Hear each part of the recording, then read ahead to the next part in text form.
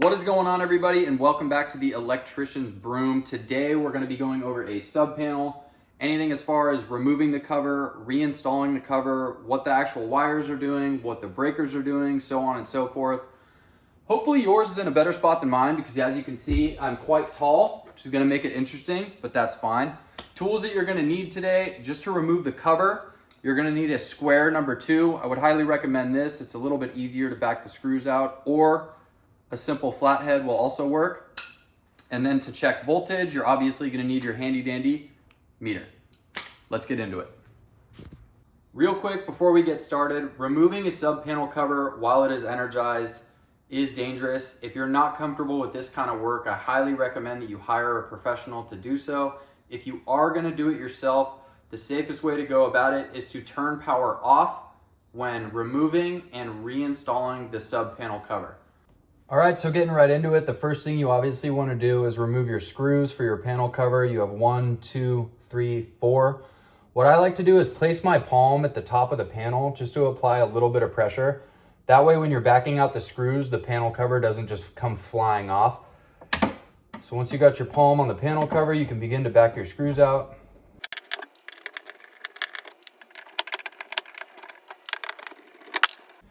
Now, once you have your screws removed, what you want to do is grab the top of your panel as well as the bottom and just slowly pull it off towards you. And just like that, you've got access to your sub panel. So as you can see, there's a lot going on inside of a sub panel. It can be a little intimidating at first, but hopefully as I start to break things down, you'll get a better understanding of what's actually going on. So starting with our biggest wires first, this is a main lug panel, which means that the disconnect for this sub panel is in a different location. So there is a breaker somewhere else feeding these large wires that come into the main lugs of this panel. As you can see on the right-hand side, we have a lug right here that our red wire is going into. That is referred to as B phase. On the left side, we have a black wire that comes into this lug. That is referred to as A phase.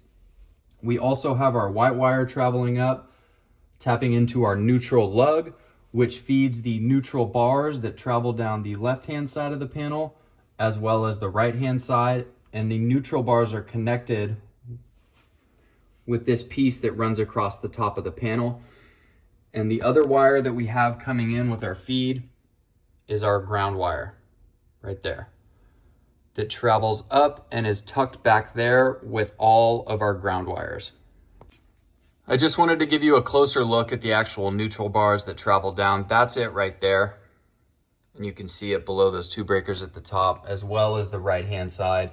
That is also our neutral bar that travels down. Now that we've gone over the line side wires for our sub panel, we can begin to take a look at our circuit breakers. Now, a circuit breaker is essentially just a switch. Right now it's on, you can turn it off, and what that does is cut power to whatever circuit that it's servicing. And the way that these circuit breakers get their power is from the busing that is fed directly from our line side wires. So you have power coming in on the line side, down into the busing, attaches to the breaker, and then wire travels out through our branch circuit wires. As you can see as well, some other breakers are actually different sizes. So right here, this would be a single pole breaker. And this is also an AFCI breaker. I'm not gonna get into the actual AFCI function right now because it's quite complex, and I'm gonna save that for another video.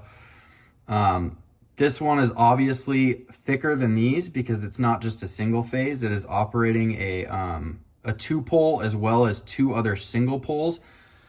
Now what I mean by 2-pole and single pole, if I were to turn this breaker off right here, this single pole 20, it turns the circuit off. Now this 20, or these 2 20s right here, if I was to pull this, it turns both the handles off. Now, well, starting with this one. This one being by itself means that it is only pulling from one phase of power, which means it is either pulling from our A phase or our B phase. This one having 2 handles means that it is pulling from both A phase and B phase.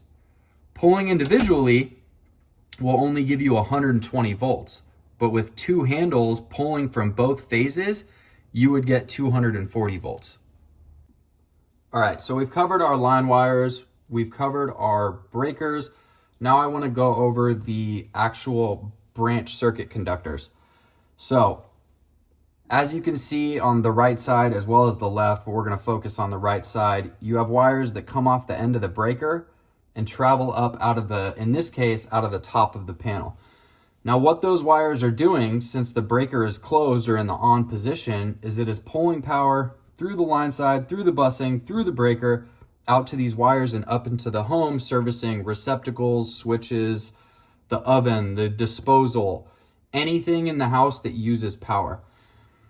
Also to note, you can see that some of these wires are different sizes. These right here are 12 gauge wires that are fed by a 20 amp circuit breaker. Now, certain wires are only rated for certain amperage ratings on circuit breakers due to the amount of amperage that is actually being drawn. So these can only handle 20 amps of power before they would begin to melt or get damaged. But up here on our 50 amp, you can see that those are much larger because they have to allow for a lot more amperage flowing through them so that they don't overheat and there's no issue within the electrical system. And with all of our branch circuit conductors, you can also see that we have our neutral or white wire as well as a bare copper ground wire traveling in.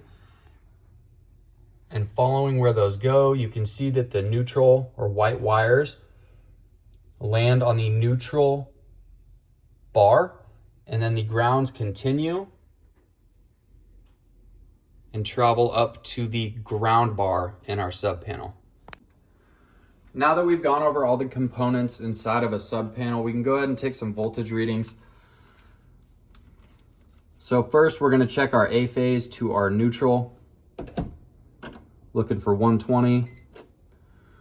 So we're looking good there. Check our B phase. Also 120. Going to check our A phase to B phase. We have 210. Now you might have anywhere from 210 up to 240 volts. That's totally normal. It just depends on what the service is supplying to your sub panel. Now that we've checked to neutral, we can go ahead and check to ground. And if your installation is done correctly, you can actually just check to the back of the panel because the grounds are obviously bonded to the metal inside of the sub panel. So to ground, we have 120 from A phase. We also have 120 from B phase, which is good. Now we'll check a couple of breakers to ground. We got 120 to our 15 amp breaker. We'll check our 20 amp breaker. We also have 120, which is good. All right, so now that we've finished all the work inside of our sub panel, we can go ahead and replace the cover. What I like to do is open up the door. That way, as you place it on gently, you can see the circuit breakers line up with the panel to know that it's actually going on there correctly. And again, just place a little bit of pressure at the top. And then you can start reinstalling your screws one by one. And you don't want to over tighten the screws as you start. You kind of want to get all 4 of them in first, and then you can snug them down. That makes it a little bit easier to line up the holes. That way you're not fighting it.